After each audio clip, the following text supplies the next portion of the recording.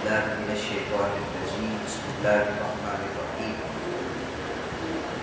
ولنبلونكم بشيء من الخوف والجوع ونقص من الأموال والأنفس والثمرات وبشر الصابرين آمنت بالله صدق الله مولانا العظيم وصدق رسوله النبي الكريم الأمين إن الله وملائكته يصلون على النبي يا أيها الذين آمنوا صلوا عليه وسلموا تسليما محبت کے ساتھ ایک مرتبہ درود پاک الصلاۃ والسلام علیک یا سیدی یا رسول اللہ وعلی آلک و اصحابک یا سیدی یا حبیب اللہ الصلاۃ والسلام علیک یا سیدی رسول اللہ وعلی آلک و اصحابک یا سیدی اللہ. تمام حمد و ثنا تعریف و توصیف اللہ رب العزت کی ذات والا صفات کے لیے. وہ مولا خالق کائنات بھی ہے، وہ مالک شش جہات بھی. اللہ جل وعلا کی حمد و ثنا کے بعد حضور نبی اکرم شفیع معظم رسول محتشم نبی مقدم اللہ کے پیارے امت کے سہارے رب کے محبوب دانے نشو مالک عقاب امم فخر عرب و عجم والی کون و مقام سیاح لا مقام سید سجا ماہ خوبہ شہنشاہ حسینہ تتمہ دورہ سرخیل زہرہ جمالہ جلوہ صبح ازل نور ذات لم یزل باعث تکوین عالم فخر آدم و بنی آدم نیر بدحا راز دار با اوحا صاحب علم بشرا معصوم آمینہ احمد مجتبی جناب حضرت محمد مصطفیٰ صلی اللہ علیہ وآلہ وسلم کے حضور ناز پر اپنی عقیدتوں، ارادتوں اور محبتوں کا خراج پیش کرنے کے بعد واجب الاحترام سبھی احتشام برادران اسلام السلام علیکم ورحمۃ اللہ وبرکاتہ. سب سے پہلے اللہ کی ذات کا شکر ادا کریں کہ اللہ نے ہمیں اپنے گھر میں آنے کی توفیق دی. اور اللہ ہماری بقیہ زندگی میں بھی اپنے گھر کی حاضری دیتے رہنے کی توفیق عطا فرمائے. یقین مانے جو حالات چل رہے ہیں بعض اوقات دل کو بہت دکھ پہنچتا ہے کہ یہ بھی ایک وقت آنا تھا کہ مساجدوں کے حوالے سے ہم اپنے سے بڑے بزرگوں سے پوچھتے ہیں اور میں نے پوچھا بھی ہے کیا کبھی ایسا ہوا ہے کہ مساجدوں کے حوالے سے یہ حکم آیا ہو؟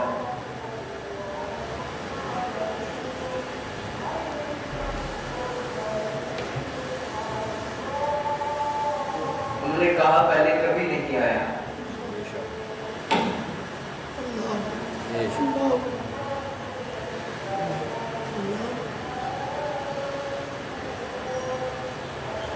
کہتے ضیاء الحق کے زمانے کے اندر جب کرفیو لگا تب بھی لوگوں کو مسجد میں جانے کی اجازت تھی.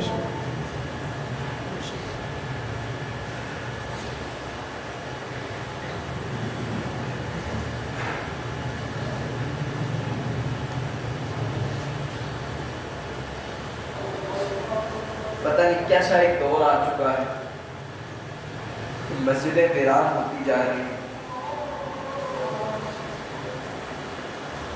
اللہ ایسے دور سے محفوظ فرمائے.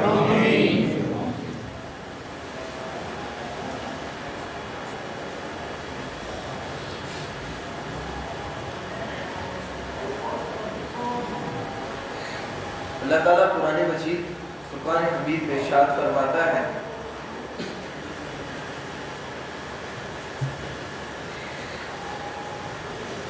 وَلَنَبْلُوَنَّكُمْ بِشَيْءٍ مِّنَ الْخَوْفِ وَالْجُوعِ وَنَقْصٍ مِّنَ الْأَمْوَالِ وَالْأَنفُسِ وَالثَّمَرَاتِ. اللہ فرماتا ہے ہم تمہیں ضرور آزمائیں گے، ڈر کے ساتھ بھوک کے ساتھ مال کے چلے جانے کے وجہ سے اور جان کی وجہ سے اور پھلوں کی کمی کی وجہ سے وبشر الصابرین، خوشخبری سنا دو صبر کرنے والوں کے لیے۔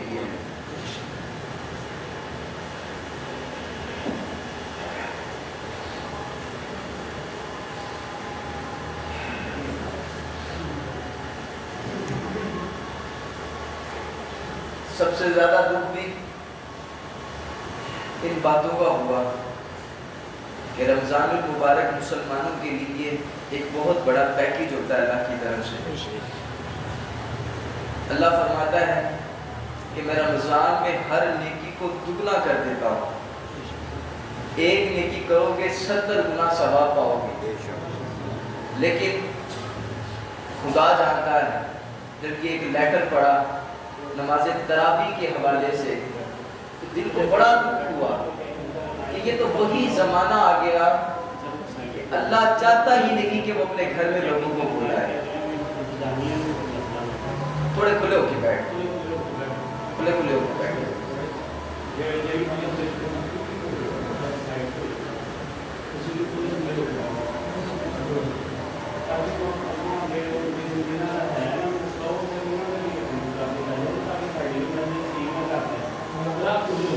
تھوڑا سا کھلے ہو کے بیٹھ سارے۔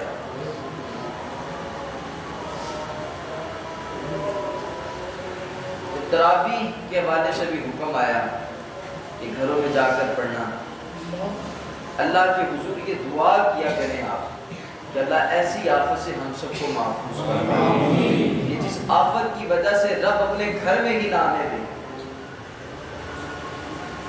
میں نے پہلے بھی اتفاق کیا تھا کہ جس وقت بندے کے گھر پر کوئی مہمان جاتا ہے نا تو مہمان 3 طرح کا ہوتا ہے۔ ایک مہمان وہ ہوتا ہے کہ اگر گھر میں آ جائے نا تو اللہ نہیں چاہتا کہ بعض اوقات بندہ نہیں چاہتا کہ یہ مہمان میرے گھر میں آ گیا ہے تو یہ واپس چلا جائے، پتہ اسے کہتا ہے کہ یار بیٹھ جاؤ، چلے جانا، ابھی تو آئے ہو، چند لمحے ٹھہر تو پھر چلے جانا۔ ایک مہمان کی کیٹیگری یہ ہوتی ہے، ایک مہمان گھر کے اندر آ جائے تو بندہ کہتا ہے اسے کہ آ تو گیا ہے بس جلدی سے چلا جائے، اور ایک مہمان وہ ہوتا ہے کہ جسے بندہ چاہتا ہی نہیں کہ وہ گھر کے اندر آ جائے۔ اسی طرح مسجد اللہ کا گھر ہے اور اللہ رب العزت ان لوگوں سے بڑا پیار کرتا ہے جنہیں وہ اپنی مسجد میں آنے کی توفیق دیتا ہے، اور اگر وہ مسجدوں میں آ جائے نا اللہ رب العزت یہی ہوتا ہے کہ یہ کسی طریقے سے میرے گھر سے نہ چلا جائے۔ اور آپ نے ایسے بعض اوقات کئی لوگ دیکھے بھی ہوں گے کہ جس وقت وہ مسجدوں میں آ جائیں، وہ نماز پڑھ کر فارغ ہو جائیں تو پھر وہ ان کی کوشش یہ ہوتی ہے کہ ہم بیٹھ کر قرآن کی تلاوت کر لیں، ہم بیٹھ کر ذکر اذکار کر لیں، ہم تسبیحات کا ورد کر لیں، یہ ان کی کوشش ہوتی ہے۔ اور بعض ایسے لوگ بھی ہوتے ہیں جنہیں مسجد میں تو آ جائیں لیکن اللہ کہتا ہے یہ آ تو گیا جلدی سے میرے گھر سے چلا جائے۔ اور آپ نے دیکھا بھی ہوگا ایسے بعض لوگوں کو کہ وہ آتے نماز جماعت کے آخر میں ہیں، آخری رکعت میں ملتے ہیں، لیکن جیسے ہی نماز ختم ہوتی ہے سب سے پہلے مسجد سے باہر چلے جاتے ہیں۔ ایسے لوگ بھی موجود ہیں۔ تو یہ 2 کیٹیگری کے اندر ہے، اور فرمایا تیسرے وہ لوگ ہیں کہ جنہیں اللہ توفیق ہی نہیں دیتا سجدوں کرنے کی، وہ اس کی مسجد میں آتے ہی نہیں ہیں، ساری زندگی گزر جائے اس کی مسجد کے اندر آنے کی انہیں توفیق ہی نہیں ہوتی۔ آپ ذرا اپنا محاسبہ کریں کہ ہم کس کیٹیگری کے اندر ہیں۔ ہم جب جمعہ پڑھ کے فارغ ہوتے ہیں، اب دیکھیں مسجد کے اندر لوگ آ رہے ہیں، کوئی رش نہیں ہوگا، تسلی کے ساتھ مسجد میں داخل ہوں گے، جوتی اٹھائیں گے، اپنی رکھیں گے، وضو کریں گے، تسلی سے آ کر بیٹھ جائیں گے۔ جیسے ہی جمعہ ختم ہوگا ایسے باہر رش لگ جائے گا جیسے کہ پتہ نہیں اندر کوئی بندہ قید کے اندر تھا۔ یہ ہماری صورتحال ہے، ابھی سلام نہیں پھرتا، لوگ فوری طور پر جو ہے ان کی کوشش یہ ہوتی ہے کہ ہم مسجد سے فوری طور پر باہر چلے جائیں۔ تو ذرا اپنی ذات کا محاسبہ تو کریں نا کہ یار ہم کس کیٹیگری کے اندر ہیں۔ ہم اس کیٹیگری کے اندر ہیں کہ اللہ نے کہا کہ میرے گھر میں آ گیا جلدی چلا جائے، نہیں سامنے سے بکار، ہم نے اس کیٹیگری کے اندر شمار ہونا ہے جو سب سے پہلے والی ہے، کہ اللہ چاہتا ہی نہیں کہ یہ میری مسجد کے اندر سے پانی چلا جائے۔ ہمیں پرسکون طریقے کے ساتھ، اطمینان کے ساتھ جب مسجد میں آئیں اور مسجد سے چلے جائیں، سامنے سے وقت یہ چیز کہ حضور علیہ السلام نے فرمایا مومن وہ ہوتا ہے، فرمایا جس وقت مسجد میں آ جاتا ہے اس کو ایسے سکون ملتا ہے جیسے مچھلی کو پانی میں سکون ملتا ہے۔ اور فرمایا منافق وہ ہوتا ہے کہ جس وقت وہ مسجد میں آ جاتا ہے اس کا دل ایسے بے چین ہوتا ہے جیسے اڑتے ہوئے پرندے کو اٹھا کر پنجرے میں بند کر دیا۔ اس کی کوشش یہ ہوتی ہے کہ میں جلد از جلد اس پنجرے سے آزاد ہو جاؤں۔ تو سامنے سے بات آج دل کیوں اداس ہوتا ہے؟ مسجدوں کی بے رونقی، اس پہ ائمہ حضرات یا انتظامیہ حضرات کیا کر سکتے ہیں؟ ایک اوپر والے لیول تک اپنا جو ہے وہ ایک آرڈر ہے۔ پچھلے جمعے کے اندر کچھ ویڈیوز دیکھی، کئی مساجدوں کے اندر جس وقت لوگ نماز جمعہ ادا کرنے کے لیے گئے تو کس طرح سے وہ لاٹھی چارج ہوئی، پھر کس طرح سے عوام جو ہے وہ انتظامیہ کے لوگوں کے ساتھ مشتغل ہوئی، اور پھر وہ جو امام مسجد تھے اور مساجد کے ساتھ جو انتظامیہ معاملات کو دیکھتی ہے، پھر کس طرح ان کے خلاف جو ہے وہ FIR درج ہوئی اور انہیں سلاخوں کے پیچھے کھڑا کر دیا۔ یہ ایک بڑی دردناک، خدا کی قسم دل کو دکھ پہنچانے والی بات ہے کہ آج ایسی بیماری کے اندر ایسی وبا آ گئی کہ ہمیں مسجدوں سے دور کیا گیا۔ بیت اللہ شریف دیکھ لیں، مسجد نبوی دیکھ لیں، یا ابھی تو پچھلے دنوں خبریں بھی چل رہی تھی لیکن تردید ہوگی حج کے حوالے سے، لیکن پھر بھی انہوں نے یہ کہا کہ ہم مخصوص کوٹا رکھیں گے کہ چند افراد جو ہے وہ حج ادا کر سکیں گے۔ دعا کیا کریں اللہ کی بارگاہ میں کہ اللہ ہمیں ایسی وبا سے محفوظ رکھے کہ جو ہماری عبادت گاہوں سے ہمیں دور کرے۔ یہ دعا کیا کریں ہمتن اللہ کے حضور کہ اللہ ہمیں ایسی وبا سے محفوظ فرمائے، ہمیں سجدوں کی توفیق عطا کرے۔ ہم تیرے حضور جھکنا چاہتے ہیں مولا، ہمیں سجدوں کی توفیق دے۔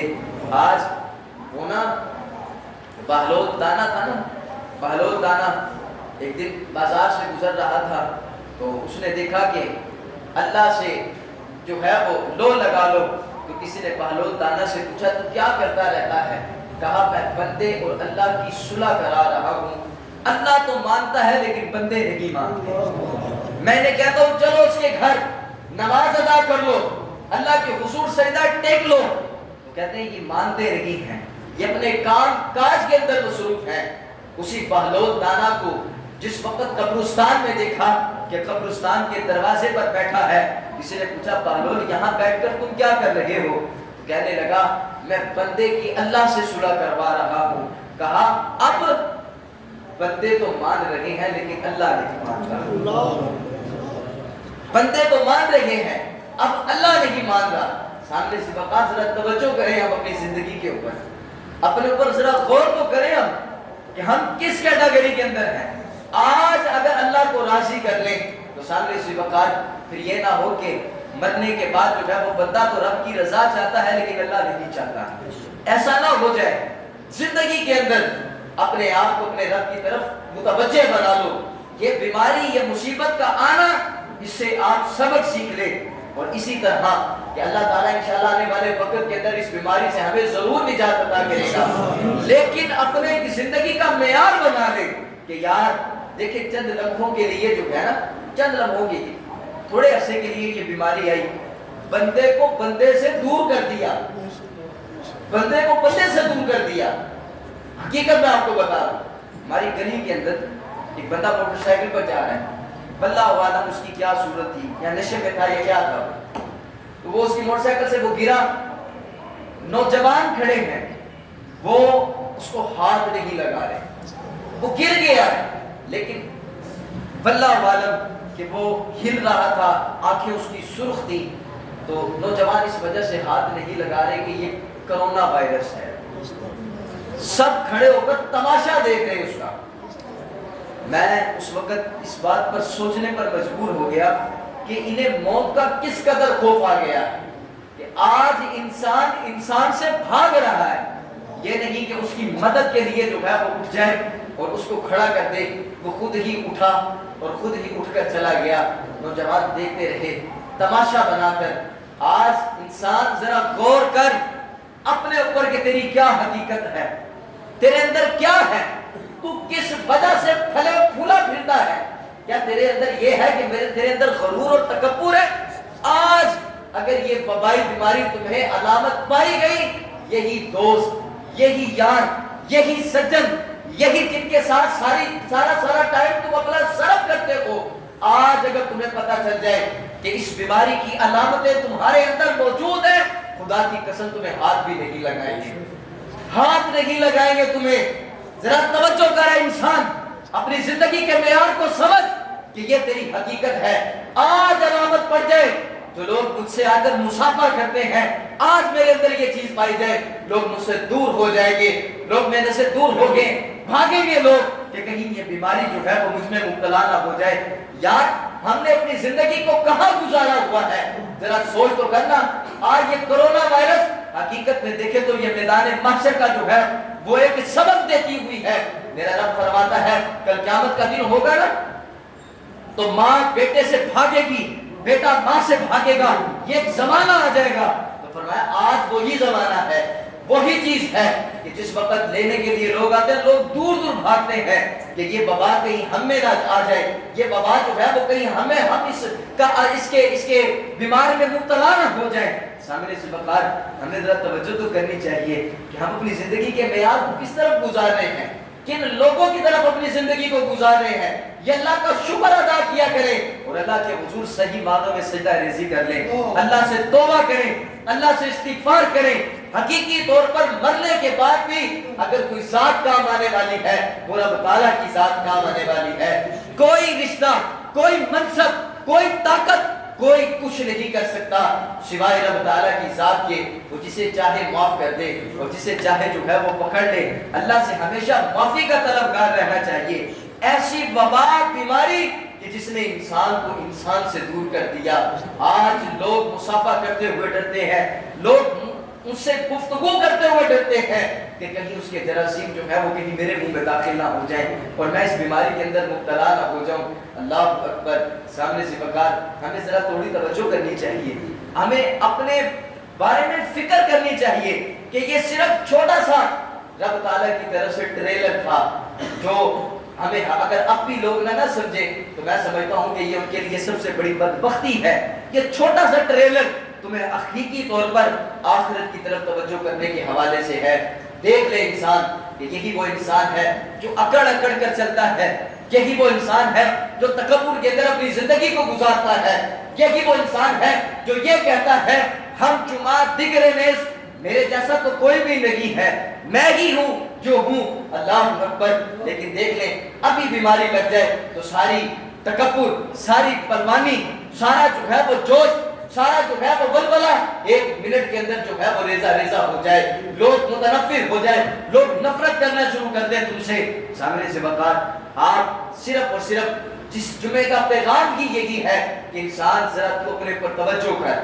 یا ایھا الانسان ما غرک بربک الکریم, اے غافل انسان, میرا رب فرماتا ہے غافل انسان تجھے کس چیز نے اپنے رب کریم سے دور کر دیا, کس چیز نے تجھے تیرے اپنے رب سے جو ہے وہ دور کر دیا, کس مال پر اپنی زندگی ہے. حقیقت بات میں دیکھیں چھوٹے سے ٹریلر نے آپ کی پوری زندگی, پوری دنیا کو ہلا کے رکھ دیا. کیا کوئی سپر پاور اور کیا جو ہے وہ پوری دنیا پر راج کرنے والا آج جو ہے وہ بے بس ہے کہ اس کا کیا علاج کیا جائے, لوگوں کی جانوں کو کیسے بچایا جو ہے وہ بچایا جائے. اللہ اکبر. کیا وہ مار کہ لوگوں نے اٹلی کے اندر جو ہے وہ اپنا پیسہ باہر پھینک دیا, کیا وہ چیز ہے کہ جس کے اوپر ہم مان کرتے ہیں ابھی ہوا نکل جائے, ابھی جو ہے وہ اس بیماری کے اندر مبتلا ہو جائے تو انسان کو اپنی حقیقت سمجھ آ جائے کہ انسان حقیقت میں ہے کیا. اگر اب بھی تم غور نہ کرو, خدا کی قسم اب بھی تم غور نہ کرو تو پھر سمجھ لیں یہ جو ہے وہ تباہی اور بربادی کی تمہارا مقدر ہے. ابھی بھی نہ سمجھو تم, ابھی بھی اس چیز کی طرف نہ تم غور کرو تو پھر سمجھو کہ تمہارے اندر جو ہے وہ چیز نہیں جو ہدایت کا سبب بن سکے تمہارے. یہ بیماریوں کا آنا حقیقی طور پر دیکھا جائے رب تعالیٰ اپنی ذات کی طرف توجہ کرنا چاہتا ہے. یہی وہ لوگ تھے نا جب انہیں کہتے تھے آؤ نماز پڑھنے کے لیے چلے. حضور والا نماز کیسے پڑھ سکتے ہیں ہم؟ ہمارا تو کاروبار ہے, دکان پہ کون بیٹھے گا, دکان بند ہو جائے گی, مال نہیں بکے گا. آج وہی لوگ ہیں کتنے دن ہو گئے دکانیں بند پڑی. کبھی سوچا ہے آپ نے؟ یہی وہ لوگ تھے جنہیں کہیں خیر خواہی دینداری یا اپنے کسی احباب کی طرف جو ہے وہ اللہ اور اس کے رسول کی وجہ سے ملنے کے لیے کہہ دیا جائے نا ٹائم ہی نہیں ہے حضرت, فون تک کے لیے ٹائم نہیں ہے. بتاؤ اب دیکھ لو آپ, اب لوگ تھک گئے ہیں گھروں میں بیٹھ بیٹھ کے. لوگ یہ کہہ رہے ہیں کسی طریقے سے ہم باہر چلے جائیں. پہلے کہتے تھے ٹائم نہیں ہے, پہلے کیا کہتے تھے ٹائم ہی نہیں ہے. اور اب دیکھ لیں آپ, اب اپنی زندگی کو دیکھیں ذرا. اللہ اکبر, جب وہ پکڑتا ہے نا کہتے ہیں نا بزرگ کہ اس کی لاٹھی بڑی بے آواز ہوتی ہے. جب وہ پڑھتی ہے نا تو آواز نہیں ہوتی, لیکن جب بندے کو سمجھ آ جاتی ہے. یہی وہ انسان ہے جو سمجھتا تھا ٹائم نہیں ہے, نماز پڑھنے کے لیے ٹائم نہیں ہے, اللہ کی طرف آنے کے لیے ٹائم نہیں ہے. لوگ سب کچھ بند پڑا ہے, لیکن کیا میرے رب کا کرم آئے گا. سب کچھ بند پڑا ہوا لیکن رزق سب کو پہنچا رہا ہے.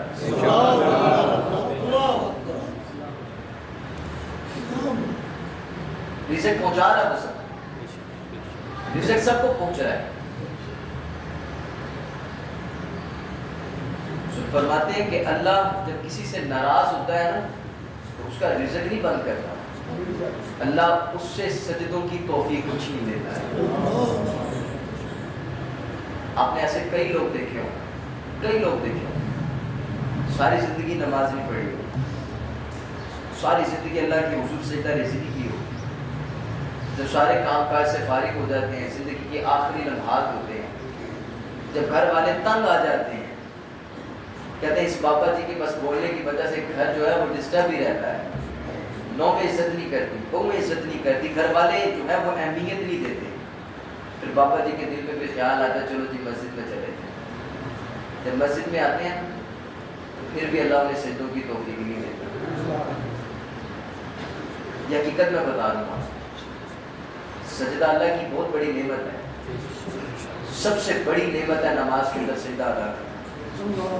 لیکن وہ مسجد میں آ جائے نا اس لمحے کے اندر بھی پھر بھی سجدہ نہیں کر سکتے, بیٹھ کے نماز پڑھتے.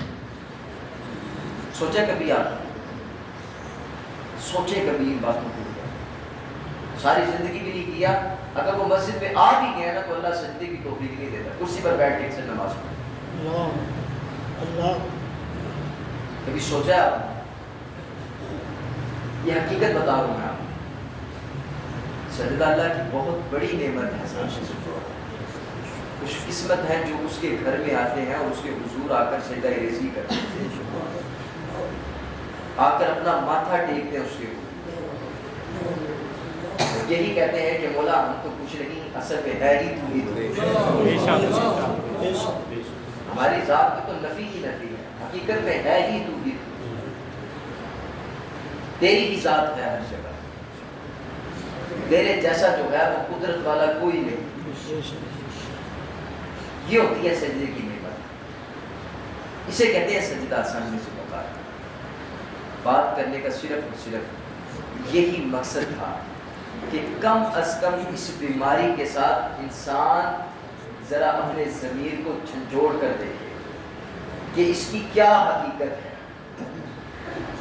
یہی اکڑو, یہی متکبرانہ انداز, یہی تکبر کے اندر اس نے زندگی کو گزارنا, دیکھ لیں حال اس کا کیا انسان کی حقیقت ہے. لوگ اپنے بزرگوں سے متنفر ہو رہے ہیں. کئی ایسے گھروں کی کہانی سنی کہ بابا جی کو کھانسی ہے, بیٹا جو ہے وہ اپنے بیٹے کو یعنی بابا جی کے پودے کو اپنے دادا کے پاس نہیں آنے دیتا. یہ کہانی سنی ہے کہ بابا جی کو کھانسی ہے, کہیں ان کو کورونا نہ ہو, کورونا ہوگا تو یہ بچوں میں بھی منتقل ہوتا ہے. کیسی میں کہتا ہوں یہ صرف انسان توجہ کرے, سوچ کرے, فکر کرے, اپنی ذات کا محاسبہ کرے کہ وہ کیا ہے تو اس کی کیا ضرورت ہے؟ یہ سب کا سب جو ٹائم نہیں تھا، جو ہمارے پاس جو ہے وہ وقت نہیں تھا اللہ کے حضور آنے کا، سب اللہ نے جو ہے وہ ہماری زندگی کے اندر ہمیں دکھا دیا۔ اگر اب بھی انسان نہ سمجھے تو انسان ہی غافل ہے۔ اس کی چیز وہ رب تعالیٰ جو ہے وہ ہمیشہ ایسی ایسی چیزوں سے انسان کو جھنجھوڑتا رہتا ہے کہ انسان تیری یہ حقیقت نہیں ہے، یہ دنیا تیری حقیقت نہیں ہے، یہاں تو چند لمحوں کے لیے ہے، حقیقی زندگی جو ہے وہ تیری آنے والی زندگی بننے کے بعد شروع ہوگی۔ یہ تو ایک خواب ہے، جس وقت موت آئے گی نا تو پھر حقیقت میں بندہ جو ہے وہ خواب سے بیدار ہوگا، بندہ کہے گا یہ میری زندگی تھی، یہ میں سارا اپنا وقت ضائع کرتا رہا، ان کاموں کے اندر میں نے اپنا وقت صرف کیا ہے، کاش اللہ ایک اور موقع دے۔ بندے کی سب سے بڑی اصلیت ایک موقع اللہ دے دے مرنے کے بعد کہ میں جب زندہ ہو جاؤں دوبارہ جاؤں دنیا کے اندر تو پھر تو ہے میں سجدے سے نہیں ہوں۔ یہ حقیقت بتا رہا ہوں میں آج زندگی جیسی نعمت ہے آپ کے پاس، اس زندگی کو صحیح معنوں میں اپنے رب کی بندگی کے مطابق گزارو، مت اپنے وقت کو جو ہے وہ تباہی کی طرف مت گزارو، گندے دوستوں کے ساتھ، گندی لینگویج کے ساتھ، اللہ اور اس کے رسول کے نافرمانی والے کاموں سے بچیں۔ اس زندگی کو اللہ اور اس کے رسول کے داعی بنا دیں، اس کی طرف اپنی زندگی کی جو ہے وہ متوجہ کریں۔ یہ بیماری کا آنا حقیقت میں تمہاری آنکھیں کھولنا ہے، اگر تم سمجھ سکو۔